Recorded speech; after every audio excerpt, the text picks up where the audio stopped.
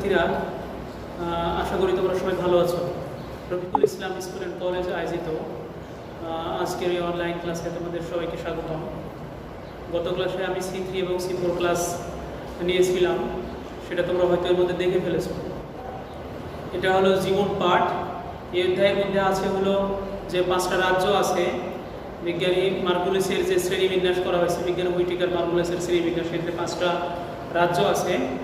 এই রাজ্যের বর্ণনা এবং শ্রেণীবিন্যাসের প্রয়োজনীয়তা আর হলো বৈজ্ঞানিক নামকরণের পদ্ধতি, এই 3টা জিনিসের উপর একটা ক্লাস নেওয়ার কথা তোমাদের ওই 6টার মধ্যে। এই জন্য এই চ্যাপ্টারটা এই 3টা পড়ার মধ্যে কমপ্লিট হয়ে যাবে ইনশাল্লাহ। আমি চেষ্টা করবো আজকের মধ্যে এটা শেষ করতে। তো যাই হোক, শুরু করি ফরমালি। তাহলে বিজ্ঞানী হুইটেকার আসলে 1969 সালে এই শ্রেণীবিন্যাসটা প্রণয়ন করে। কিন্তু এমন একটা শ্রেণীবিন্যাসের কী দরকার ছিল, এটা একটা বিষয়। আসলে আগেকার যে জীববিজ্ঞানীগুলো ছিল, তারা একটা নির্দিষ্ট জীবের শ্রেণীবিন্যাস করেছে। যেমন ধরো, কেউ করেছে উদ্ভিদের শ্রেণীবিন্যাস, কেউ করেছে শুধু প্রাণীর শ্রেণীবিন্যাস, হ্যাঁ। এখন কেউ করেছে অণুজীবের শ্রেণীবিন্যাস। এখন এই টোটাল জীব জগৎকে, এখন জীব বলতে অণুজীব যেমন একটা জীব, উদ্ভিদ যেমন একটা জীব, প্রাণী যেমন একটা জীব, হ্যাঁ, সব কিছু মিলা শ্রেণীবিন্যাসটা আসলে করা হয়নি।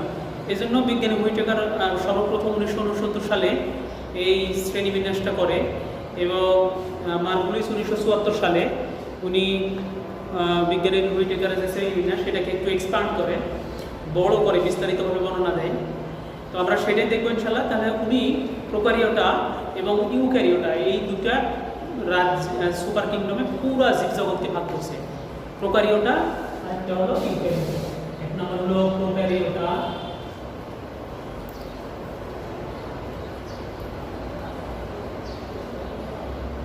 আর ইউক্যারিওটা।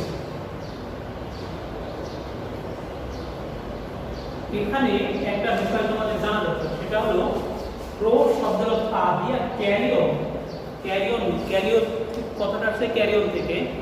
ক্যারিয়ন শব্দের অর্থ নিউক্লিয়াস, মানে আদি নিউক্লিয়াস যুক্ত যেই কোষ, যে জীবগুলো আছে সেই জীবগুলোকে প্রোক্যারিওটা বলা হয়েছে। এবং সেই জীবের রাজ্যকে প্রোক্যারিওটা, সুপার কিংডমকে প্রোক্যারিওটা বলা হয়েছে। এবং ইউক্যারিওটা, ইউ মানে প্রকৃত কোষ, প্রকৃত নিউক্লিয়াস বিশিষ্ট যে কোষগুলো আছে, এমন কোষ সম্পন্ন জীবকে ইউক্যারিওটা বলা হয়েছে। হ্যাঁ, এখন আদিকোষী বলতে কি বোঝায়, এটা একটা ব্যাপার। আদিকোষী তোমরা এগুলো সব মুখস্থ করা আছে আমার বিশ্বের যারা মেয়েদের ক্লাস নিয়ে, যেহেতু আমি মর্নিং শিফটে, সেহেতু আমার বিশ্বাস ক্লাস 10-এ যারা আছে এগুলো সব মুখস্থ করা তোমাদের আমি তোমাদের করিয়েছি এবং মুখস্থ করিয়েছি। আমি শুধু মৌলিক যে জিনিসগুলো জানা দরকার সেগুলো তোমাদের বলে দিচ্ছি এখন। এই জিনিসগুলো খুব ভালো মতো মুখস্থ করে ফেলবে পরীক্ষার জন্য, ঠিক আছে? তাহলে বলা হয়েছে যে এটা সুপার কিংডম 1, এটা হচ্ছে সুপার কিংডম 2। প্রোক্যারিওটা হলো আদি নিউক্লিয়াস বিশিষ্ট জীব। মানে আদি নিউক্লিয়াস বলতে তোমরা জানো যে একটা কোষের মধ্যে নিউক্লিয়াস থাকে, নিউক্লিয়ার মেমব্রেন থাকে, এই মেমব্রেনগুলো জায়গায় জায়গায় ছিদ্র থাকে, নিউক্লিওলাস থাকে এবং নিউক্লিয়ার রেটিকুলাম থাকে বা ক্রোমাটিন জালিকা থাকে, নিউক্লিওপ্লাজম থাকে, হ্যাঁ, এই জিনিসগুলো থাকে। এখন আদি নিউক্লিয়াস বলতে এর ভিতরে কিছু থাকবে না, শুধুমাত্র ক্রোমাটিন জালিকা যেটা, নিউক্লিয়ার রেটিকুলাম যেটা, সেটা থাকবে, তাতে কোনো কিছু থাকবে না আদি নিউক্লিয়াসে। বুঝতে পারছো? এটা হলো প্রোক্যারিয়ন, এটাকে বলা হয় প্রোক্যারিয়ন। হ্যাঁ, তাহলে এখানে এই প্রোক্যারিওটা জীবে দুইটা উদাহরণ তোমাদের দেওয়া আছে। একটা হচ্ছে ব্যাকটেরিয়া, হ্যাঁ, আর একটা হচ্ছে নীলাভ সবুজ শৈবাল, হ্যাঁ, blue green algae, blue green algae, BCA। এখন এটা এক ধরনের শৈবাল, এরা আসলে সংশ্লেষণ করতে পারে, হ্যাঁ। এবং পৃথিবীতে যতগুলো ব্লু গ্রিন অ্যালগি আছে, এরাই মূলত আমাদের বেশিরভাগ অক্সিজেন সাপ্লাই দেয়, হ্যাঁ। প্রাণীদের যে অক্সিজেন, বেশিরভাগ অক্সিজেন সাপ্লাই দেয় হলো ব্লু গ্রিন অ্যালগি, ঠিক আছে? তার মানে এটা একটা পরিবেশের এটা একটা বিশাল বড় গুরুত্ব আছে। এখন এদের কিছু বৈশিষ্ট্য দেওয়া আছে, এককোষী ফিলামেন্ট আছে, এগুলো তোমাদের মুখস্থ আছে। আমি শুধু মৌলিক জিনিসটা বলে গেলাম। এরপরে এই একটাই রাজ্য এদের ভাগ করা হচ্ছে, এটার একটাই কিংডম, সেটা হলো মনেরা। তাহলে মনেরা রাজ্যের জীবগুলো ব্যাকটেরিয়া, ব্লু গ্রিন অ্যালগি, মানে হচ্ছে নীলাভ সবুজ শৈবাল।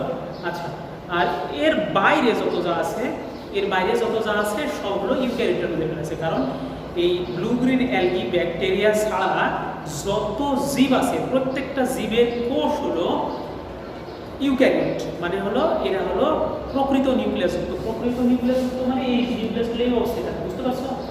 এবং এখানে 5টা রাজ্যের 4টা রাজ্য এই অবস্থানে আছে। একটা হলো তোমরা জানো যে ফানজাই, তারপরে প্ল্যান্টি, তারপরে অ্যানিমেলিয়া, হ্যাঁ, তারপরে অ্যালগি। এই 4টা রাজ্য হলো এই ইউক্যারিওট সুপার কিংডমে, ঠিক আছে? এবং এইগুলো তোমাদের মুখস্থ রাখতে হবে। ফানজাইয়ের বৈশিষ্ট্য কী, উদাহরণ কী, এরপর প্ল্যান্টির বৈশিষ্ট্য কী, এর কোন কোন জীব এই প্ল্যান্টির মধ্যে, অ্যানিমেলিয়া কোন কোন এর বৈশিষ্ট্য কী, এগুলো তোমাদের খুব ভালো মতো বৈশিষ্ট্য আকারে মুখস্থ রাখতে হবে, ঠিক আছে? তাহলে 5টা রাজ্যের উদাহরণ এবং বৈশিষ্ট্য এগুলো হচ্ছে তোমাদের প্রথম পড়া, ঠিক আছে? এরপরে আমরা দেখবো হলো যে শ্রেণীবিন্যাসের কীভাবে দ্বিপদ নামকরণ, যেটা সেই পদ্ধতিটা পড়ে আজকে পড়াটা ইনশাআল্লাহ শেষ করবো। তাহলে দ্বিপদ নামকরণ কাকে বলে? এটা হলো বিজ্ঞানী ক্যারোলাস লিনিয়াস, নাকে শ্রেণীবিন্যাসের জনক বলা হয়। বিজ্ঞানী ক্যারোলাস লিনিয়াসকে শ্রেণীবিন্যাসের জনক বলা হয়। ইনি যেটা করেছিল যে একটা সিস্টেম অ্যানাসার একটা গ্রন্থ লিখেছিল, ওইখানে একটা মানে নামকরণ কীভাবে হবে একটা জীবের, সেটা উদ্ভিদ হোক, প্রাণী হোক, কোনো জীব হোক, এই জীবের একটা নির্দিষ্ট নাম থাকবে, বিশ্বব্যাপী একটা, সারা বিশ্বব্যাপী একটাই নাম থাকবে। এই কারণে এই শ্রেণীবিন্যাসটা মানে নামকরণটা উনি করেছিলেন এবং নামকরণের একটা কোড করেছিলেন। কোড মানে হচ্ছে নীতি। নীতিটা কীরকম হতে পারে? উদ্ভিদ যত আছে সেগুলো হচ্ছে ICBN। এটা হচ্ছে international code of botanical nomenclature. এখন এই নীতিটা প্রণয়ন করে কে? ICBN একটা সংস্থা আছে, সেটা হলো international commission of botanical nomenclature. এরা হচ্ছে পৃথিবীতে যত উদ্ভিদ আছে সব উদ্ভিদের বৈজ্ঞানিক নামকরণের জন্য এই সংস্থাটা কাজ করে, হ্যাঁ, সুইডেনে। এরপরে পৃথিবীতে যত প্রাণী আছে সব এই ICZN international code of zoological nomenclature এর একটা কোড। এটা হচ্ছে যত প্রাণী আছে এদের বৈজ্ঞানিক নামকরণ করার জন্য এই সংস্থাটা কাজ করে। সেই সংস্থার নাম কি? International commission code. দুই জিনিস, কমিশনে কোড তৈরি করে, ঠিক আছে? এইটা তাহলে এটা একটা সংস্থা যারা কোডগুলো তৈরি করে কিভাবে একটা বৈজ্ঞানিক নামকরণ করা হবে, দ্বিপদ নামকরণগুলো কীভাবে করা হয়। তোমরা জানো যে বন আর প্রজাতি মিলে একটা বৈজ্ঞানিক নামকরণ করা হয়। তাহলে এই জিনিসগুলো কীভাবে তৈরি করা হবে সেটা তারা নিয়ন্ত্রণ করে। এখানে কিছু উদ্ভিদ এবং প্রাণীর কমন কিছু দ্বিপদ নামকরণের পদ্ধতি দেওয়া আছে। তোমাদের এই নামকরণগুলো হুবহু মুখস্থ রাখতে হবে। তার মধ্যে 1 নম্বর বলা হয়েছে যে ল্যাটিন ভাষা হতে হবে। এখন ল্যাটিন ভাষা কেন হতে হবে? এখন ল্যাটিন ভাষাই বা কীরকম?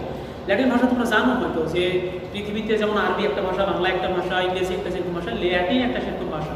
কোন দেশের ভাষা ল্যাটিন?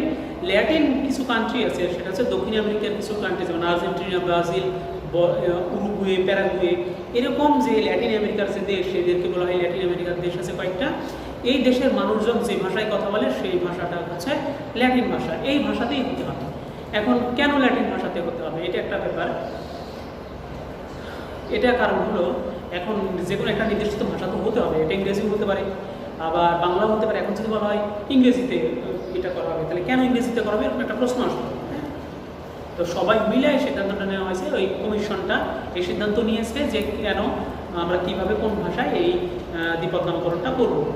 এবার অন্য ভাষারও নামকরণ হতে পারে, তবে শর্ত আছে। শর্ত হচ্ছে সেটাকে ল্যাটিনের মতো করে উপস্থাপনা করতে হবে, ঠিক আছে? ওই ভাষাটাকে যেন ল্যাটিনের মতো শোনা। তোমাদের বই একটা উদাহরণ দেওয়া আছে যে ঢাকা বিশ্ববিদ্যালয়ের একটা বিজ্ঞানী, উনি ঢাকাতে পাওয়া যায় এমন একটা ব্যাঙ আবিষ্কার হচ্ছে সম্প্রতি, এবং এটার নাম জাকিরানা ঢাকা নাম দিয়েছে। তো এটা ল্যাটিনের মতো করেও জাকির নাম। উনি ঢাকা বিশ্ববিদ্যালয়ের প্রাণীবিজ্ঞান বিভাগের প্রতিষ্ঠাতা সভাপতি ছিল। তো জাকির নাম, তো ওনার নাম জাকির রানা লাগাইছে কেন? কারণ হলো ল্যাটিনের মতো করে উপস্থাপন করতে হবে, এই কারণে। এরপরে 2টা অংশ থাকবে, একটা হচ্ছে গণ, একটা হচ্ছে প্রজাতি, এবং এইগুলো অবশ্যই নাম বিশেষ্য, ঠিক আছে? এরপরে হলো একটা অনন্য হতে হবে, বৈজ্ঞানিক নামকে অনন্য হতে হবে, মানে এর আগে এরকম নাম কেউ ব্যবহার করেনি, এরকম একটা অনন্য নাম হতে হবে। প্রথম অক্ষর বড় হাতের হতে হবে, বাকিগুলো সব অক্ষর ছোট হাতের হবে। এরপরে তোমার ধরো এই নাম, এগুলো নিয়ম বলতেছি আমি, বিপদ নামকরণের পদ্ধতি। এই পদ্ধতিগুলো কে করেছে? ওই যে কমিশন, সেটা হচ্ছে ইন্টারন্যাশনাল জুলজিক্যাল কমিশন আছে, international commission of botanical nomenclature আছে, হ্যাঁ, উদ্ভিদ এবং প্রাণীদের নামকরণের ক্ষেত্রে যেই কমিশনগুলো কাজ করে, এরা নিয়ন্ত্রণ করে এটা, হ্যাঁ, যে কীভাবে নামকরণ করতে হবে। এরপরে হাতে লিখলে আমাকে অবশ্যই আন্ডারলাইন করতে হবে, গণের নিচে একটা টান, এরপরে হচ্ছে প্রজাতির নিচে একটা আলাদা টান দিতে হবে হাতে লিখলে, এবং যদি প্রিন্ট করি বা টাইপ করি তাহলে অবশ্যই ইতালিক হতে হবে। ইতালিক মানে এই মাথা হালায় যাও, মাথা ধরো ডান দিকে হালে যায়, যে লেখার কম্পিউটার ফন্টে দেখবে MS ওয়ার্ডে আছে, এরকম থাকতে হবে। তখন আর আন্ডারলাইন করার দরকার নেই যদি কম্পিউটারে প্রিন্ট করা হয়।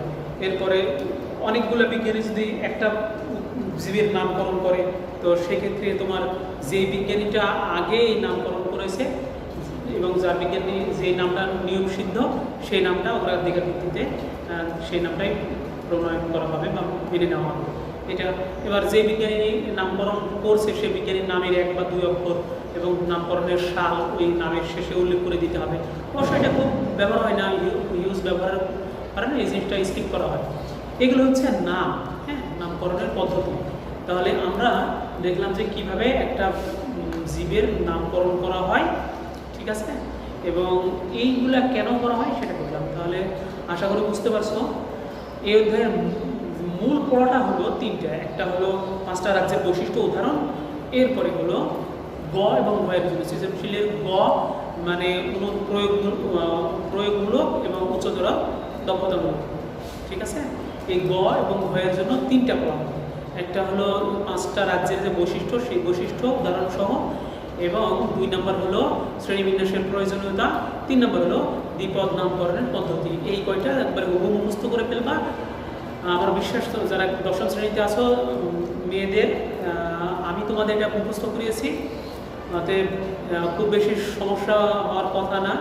তারপরেও যদি কোনো সমস্যা থাকে, কোনো শব্দ বুঝতে সমস্যা থাকে, তাহলে আমি কমেন্টে জানাতে পারো বা ইনবক্স করতে পারো। তাহলে আগামী ক্লাস পর্যন্ত সবাই ভালো থাকো, সে পর্যন্ত সবার সুস্থতা কামনা করে আবারও আজকের মতো বিদায় নিচ্ছি।